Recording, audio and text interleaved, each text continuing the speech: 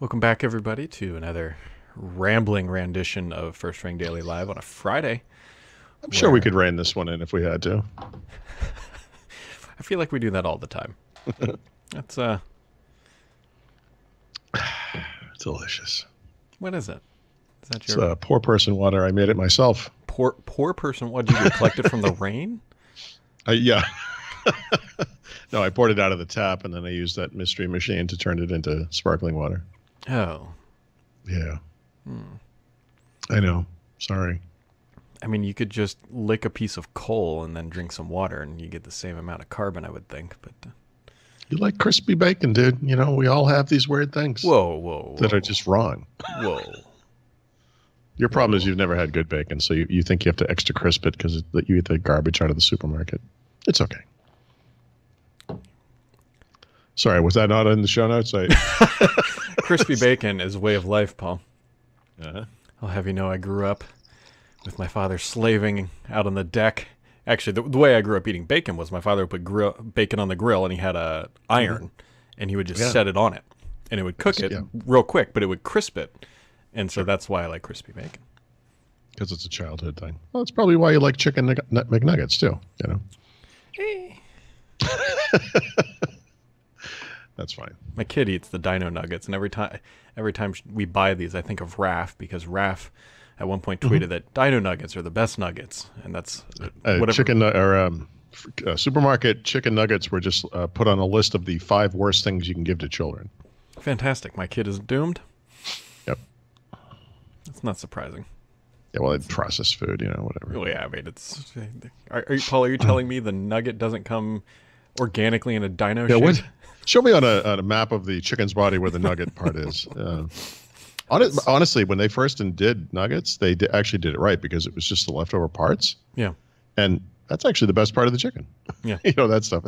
Like all white meat is like the blandest, most terrible part of the chicken. Oh, well. Anyways. I was looking for something. Nope, can't find 19H2 anywhere, Paul. Yeah, well, if you keep looking, you're going to find it eventually. This is Microsoft went into their lab and said, you know what, 2 public builds or strings of Windows 10 isn't enough. Why don't we do 3? And here we are. Well, you know, the last 2 versions of Windows 10 went so well, they were like, let's just do 3 at a time now. Yeah, which, you know, honestly, like, you could ask anyone in the world. Like, this is what happened last year to Windows 10. What should they do this year? And work on 3 builds or 3 versions of Windows simultaneously is not words that anyone would ever utter. Yeah. So I give them a little credit for that. It's crazy. I do like the crazy. But as a Windows 10 fan, as a longtime Windows user, an advocate even, I'm a little nervous about this. Yeah. I don't know. So I've got 2 theories, and both of them are probably wrong. But theory number 1 is that they've got some features coming in 19H2 that they're going to announce at build, and they know that if they start putting out the test builds now, people will uncover them. Because if you look at their blog post, they say late spring, which spring doesn't start until March 20th, or later in the spring. So earliest we're looking at is March 20th, if not later. Build is in May. It could be June. Late spring is June. Yeah. Later in the spring, who knows? Yeah. My other theory, that's theory number 1, is that maybe they are shifting towards a more a different model for the 2 updates per year. And this one might be a little bit more sound. It could be that new features are introduced in the spring releases only. Yeah. And in the fall releases, because remember, these are the builds that are released and supported for 30 months for the enterprise, or fall only. Are just going to be fixes, patches, and stability releases. And so maybe but the problem, the problem with either of those, well, the problem with that theory, I don't know why that would stop them from releasing them now. Because if there's nothing in there, maybe they want to clarify that or whatever. But maybe their logic is that, hey, we want everyone on 20H1 because that's where we're going to introduce new features, and we want them tested for as long as possible. And the fall releases are just going to be patches and that's it. No new features. I think that theory makes a little bit more sense, but yeah. So many things fly through my mind as you say these words. And it's, first of all, the second theory that you had, Mary Jo contacted me this morning and said, what do you think of this? People throwing this idea around. And yeah, I mean, Mary Jo has been a longtime proponent of the R2 model, which is what you're describing. Alternate between major and minor releases, with the major releases being in the spring. And yeah, sure. Other people have kind of said, maybe what you need to do is one update a year at max, and to skip 19.8. Yeah, well, I mean, right. I mean, it's too much. And so, my personal advice to Microsoft, which they are ignoring, is to skip 19H2, push 19H1 back a couple months, mid-year is fine, and then put everything up in, whatever this 20H1 thing is going to be, and that's fine.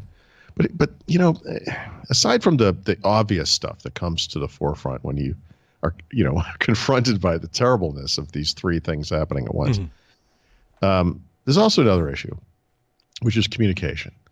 And this is something that will come up as we do the commentary from your book, because a big part of the Surface story is the Windows 8 story, is the Steven Sinofsky story, is the team that made those versions of Windows. And their big thing was secrecy. And this is true of so many things, but everything is a reaction to what happened in the past. The secrecy stuff from Steven Sinofsky was a reaction to the overt openness of the previous regime, where they had promised all this stuff from Longhorn and never delivered any of it. And they were like, look, we're never going to do that again. When Terry Myerson came in after Sinofsky, the first thing he did was, we're cutting out all the secrecy stuff. We are going to develop Windows in the open, right? Now, Myerson, not perfect. He had problems with math, among other things, but right. But I have to say the one thing that he got directly right was this rejection of the secrecy stuff. It's important, not just to us as individuals, because we kind of want to know what's going on, but most of Microsoft's Windows revenues come from big businesses. They need to know what Microsoft's doing. Transparency is important.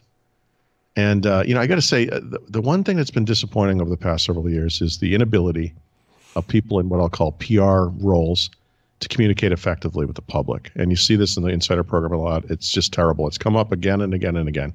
Remember the fiasco where, okay, finally we're going to put this stuff on the Feedback Hub and you can find out more about it. It's like, guys, I'm a journalist. I'm not running the next version of Windows 10 with a Feedback Hub. I need to be able to see what this thing is. You can't hide information somewhere. They've done a lot of stupid stuff like that. But what I've seen over the past week, especially, is something that I would call a Steven Sinofsky type veil of secrecy. So you remember last week they had this build of the current version of Windows 10, the one that's coming next, that had unspecified gaming improvements. And to get people to test this thing, whatever it is, they gave out a free game to some limited number of people. And all they wanted you to do was install it and have fun playing it. But what they wanted to know was how well, it's particularly around what happened when you installed it and started playing. Never explained what they were doing. They're just being secretive about it. It's like, we're gonna secretly, get telemetry and then whatever feedback you provide. That rubbed me the wrong way. If you look at what they said this week, yesterday I think it was, about 20H1, that 20H1, that phrase or whatever word, appears twice in the blog post. It has never been uttered by anyone at Microsoft ever before. It comes with no context whatsoever. And all they said was, yeah, some of the things require more testing, so we're going to start doing this now. Which, by the way, that build had no new features for testing. It was... Well, the hope is that people like Raphael or the Walking Cat or somebody will take a look at this build and they'll find some stuff in there because whatever. Although I think the build number is just a 16.3 something. Isn't it the same as the current? It was like 8. It's right around the same series. Because as soon as this went out, Rich Woods tweeted at that. He's like, does this mean that 19H2 is going to have a higher build number than what we're seeing? Than 20H2. Look, everything there is so screwed up. I don't appreciate the opacity, I guess, for lack of a better term. Like, throw us a bone, guys. Like, you're communicating to the people who have said they want to test the new stuff and they want to know what's going on, and you're just dangling stuff over our heads. And by the way, if the secret is because, I don't know, there's a gaming conference in March or there's a Microsoft Developer Conference, sorry, in May, and this is going to be the big reveal, then why can't you just wait those 2 months or 1 month or whatever it is? Why do this? What is the point of this? Yeah, they could have just kept releasing 19H1 builds until then. Listen, if Microsoft made an announcement and said, you know what, we've heard the feedback from our users across the board. Nobody likes what we're doing, which would be the feedback, by the way. We're going to drop this thing. We're going to push this thing back. We're going to make sure it's the highest quality release we can possibly make. We learned from our mistakes last year. We're not going to do that again. And then we're going to do 20H1 next. If they had just said that, I would have stood up and applauded. But no, they actually said, oh, 19H2 is coming too. Don't worry about that. And it's like, guys, seriously. Yeah. It's frustrating. That's all. It's weird too. And yeah, I'm sure we'll figure it all out eventually here, hopefully sooner rather than later. Yeah. Well, somebody I'm sure right now is looking at this build and comparing it to the fast ring build and seeing whatever little, there'll be a reference to Windows Core OS or some stupid thing like that somewhere or whatever it is. My knee-jerk reaction to this is not all the stuff I just said. It was similar to what you said earlier, which is that this suggests to me that 20H1 is a major release with major fundamental changes. I have well, that's not true. I do have some speculation about what those might be. Maybe it's related to the dual screen stuff we've seen, the folding screen stuff we've seen, the different form factors, the offshoot Chrome OS, whatever it's called, system. Maybe this is part of that. Maybe, that was my knee-jerk reaction, like that. But most generally, that it's obviously a major release. They literally said we need more time to test this stuff. Maybe it will finally have sets. Maybe that's what this is. I know. Well, here, I'll tell you what. You start holding your breath, and I'll let you know when you can breathe again. Yeah, let me know when sets is in another build, please. Yeah. That's yeah. I will say, sort of supporting your belief, one of your beliefs is a possibility that 19H1 is shaping up to be a kind of a big update in the scope of Windows 10 updates, right? They do avoid what I used to call nonsense features, right, which they added to previous versions of Windows 10. But there's actually a lot of stuff in there, and and there is a lot of fit and finish and quality work and all that. But the previous 2 versions of Windows 10 were pretty much just that, right? Yeah. Each one of them had something. I mean, obviously, there's some whatever feature that comes in every version, but this one is stacking up as a pretty big release overall. And that supports the notion that maybe these spring updates will be the big ones, and the other ones will be. It makes sense. It makes sense for the spring to be the big update because, again, where are they supporting enterprise? 30 months, fall. Why would they? The current schedule makes no sense. Oh yeah, well there's that. It makes no sense. And by the way, even if you want to make the argument that there should be 2 releases a year for some reason, releasing something for October guarantees that thing will not be on the computers that ship out to stores in time for Christmas. It guarantees it. And that guarantees that people who buy new computers at that time will then have to go through the terribleness of installing a major Windows update sometime over the holidays or right after the holidays. That's stupid. Yeah. It's just the worst possible timing. Yeah. Gardner Von Holt in the chat room actually makes a good point. He says Apple does it pretty well with they announce the product at WWDC. Yeah. They do insider testing, insider builds all the way up until the fall. Then they're done. And then not exactly. Apple releases a set of minor updates after that major iOS release, right? True. Most of it is fit and finish. Yep.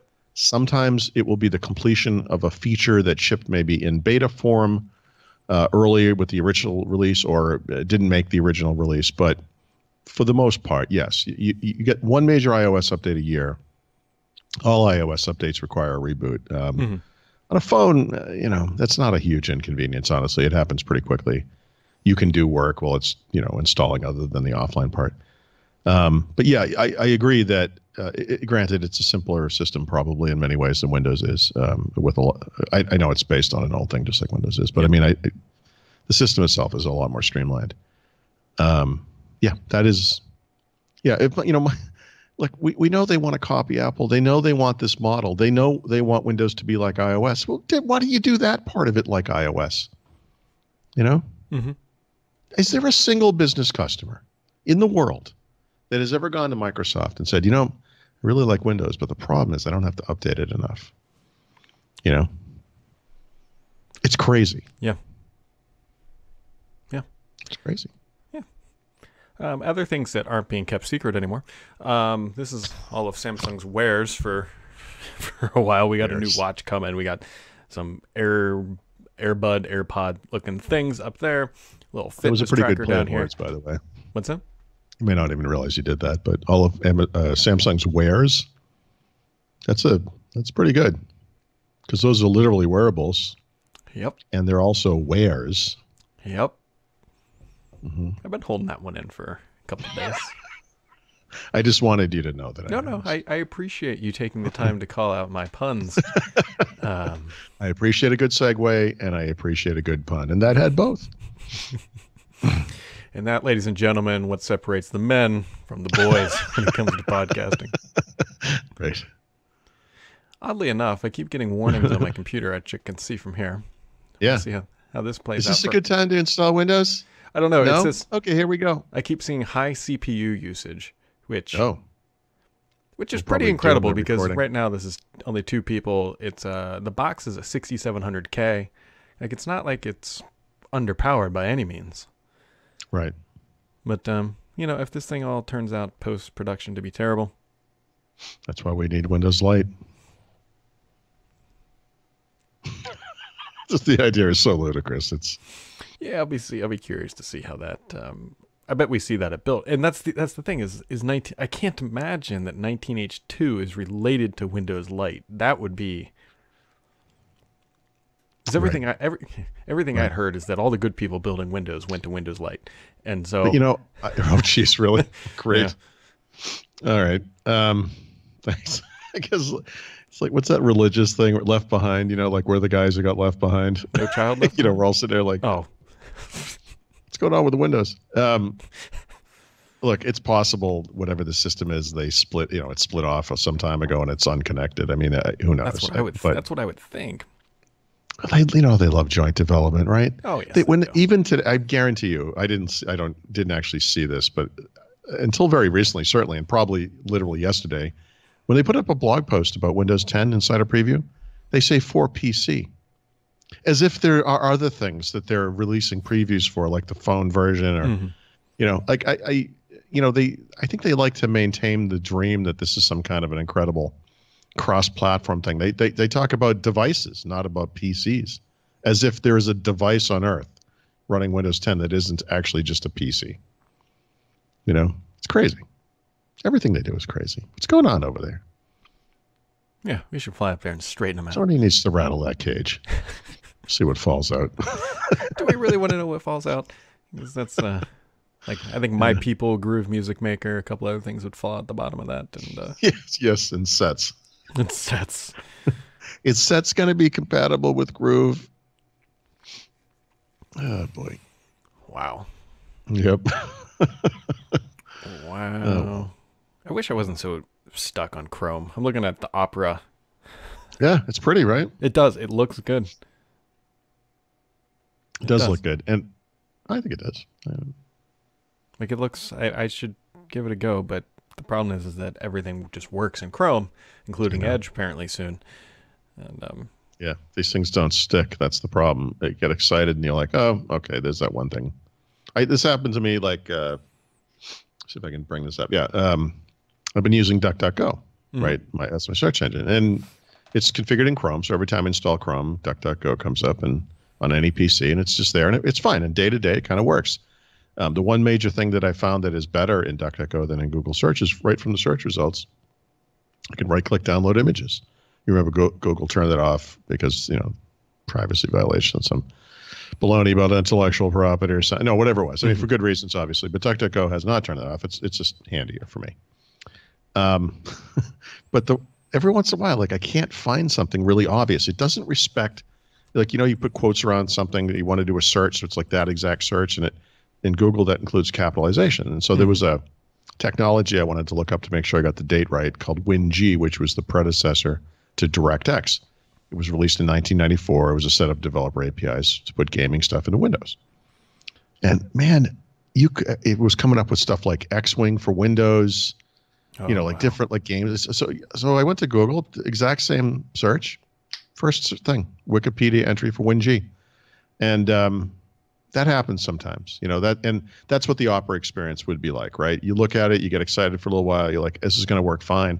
And every once in a while you run into this little thing where you're like, it's not really the same. I don't know. You kind of just go crawling back, Yeah, no, that is exactly the problem. The bigger issue too is people are recommending the chat room Firefox, which I have installed and I used for a while. The problem is it's not necessarily just Chrome. The challenge becomes using one password, and then you have things like Grammarly, and then you have all this. Well, those are there. I mean, but they're there, but the integration isn't always at the same level as it is with Chrome. Yeah, which is the issue. I did, by virtue of the fact that I have switched to an email application and can use the calendar application that's built into Windows and can use the Twitter Windows Store or Microsoft Store app instead of the web version. I have actually decreased my dependency on Chrome because I'm not using any Chrome web apps as discrete applications like I did before. And that makes me a little more mobile, which I kind of like, right? So if I wanted to switch to Opera or Firefox or whatever, it should be pretty straightforward, right? Those things are on mobile. They do sync across mobile to PC. I can get my passwords up there. I can do all that stuff. I still haven't done it, by the way. I still use Chrome. Like the thing about Chrome is it's not just the one thing. It's like it's all the things, And see, you just hit on another point that I even forgot about is that I use TweetDeck in just a Chrome wrapper, web wrapper.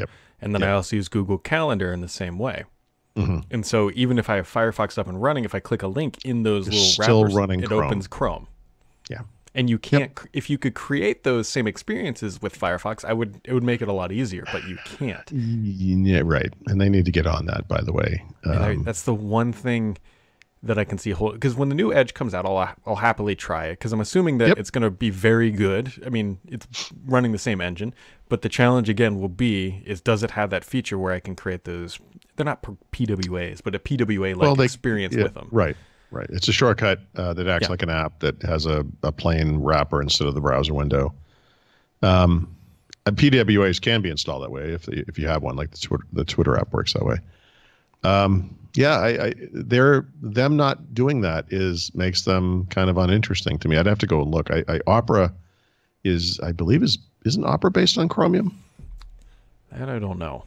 I think it might be. So that I think it is. That might be an interesting test of that. I know that if you use like Brave, for example, which is based on Chromium, you get a lot of the same stuff from Chrome, like the developer tools. The F12 stuff looks it's the same because it is literally the same. I haven't looked at Brave in a while.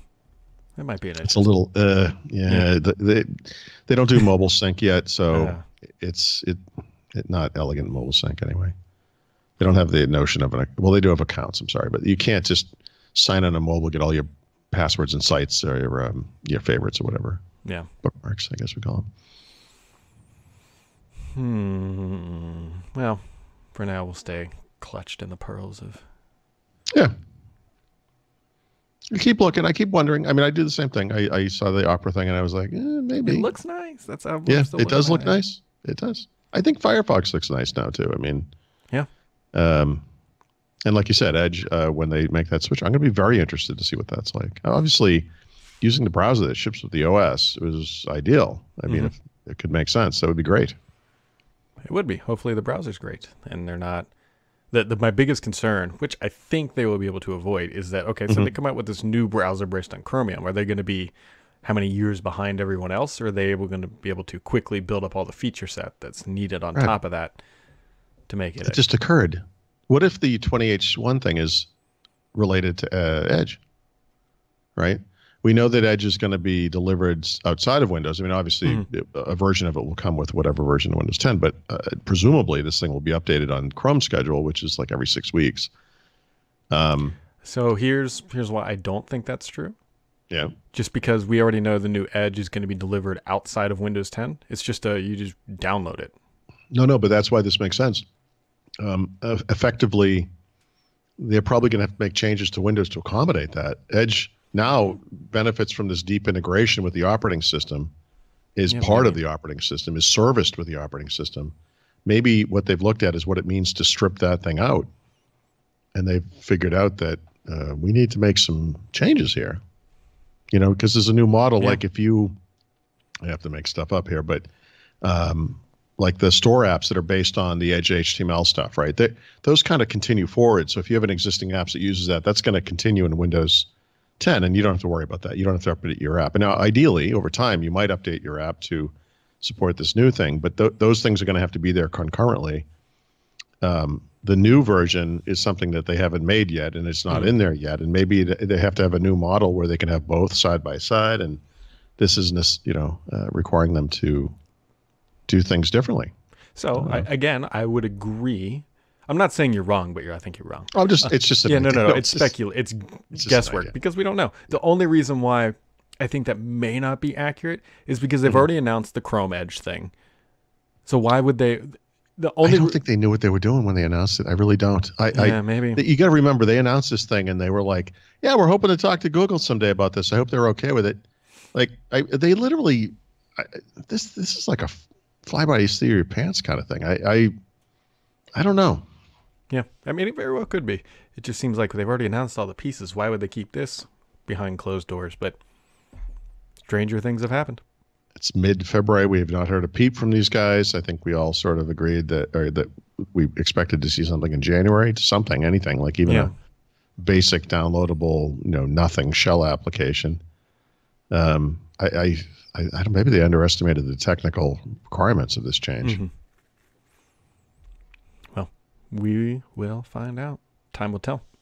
If 2021 is the first time we're going to see this in Windows. Whoa. What's going to happen to the existing Edge in the meantime? Is this just going to sit there? Let me put it this. Let me say it this way. I was told by somebody at the company that their plan was to have that Chromium Edge finished up by the end of 2019. So if it's going to ship in a new build of Windows, 20H1 is probably when it's going to arrive. Is in fact the first time it could arrive. As the default browser. That's exactly right. Yep. Yep. If only there was a way just to tell us. They should start blogging a little bit. Maybe they could have some way they could communicate to people in a beta program of some kind. It's just an idea. Yeah. Get anything else for today, Mr. Thurrott? Not really. If you're a premium subscriber, I'll be doing Ask Paul this afternoon. I usually try to get that done before lunch, but I had some other stuff I needed to finish up first. So I will do that today, but it will be later today. Nope. What about you? I will say that the feedback so far, if you haven't checked it out yet, the Beneath the Surface first chapter commentary has actually been pretty good. People really, really liked it. And so if you haven't checked that out, it's on the site. And we'll be doing more of that probably about every other week, roughly, something like that. Okay. And people seem to like it. So yeah, I'll do what I did. The first one was easy. Obviously, it's kind of a short chapter, but I think what I'll do each time is, I take notes as I go and just little things that I think, we can kind of expand on what's in there and discuss certain things further, whatever. It's kind of an interesting thing to do. Yep.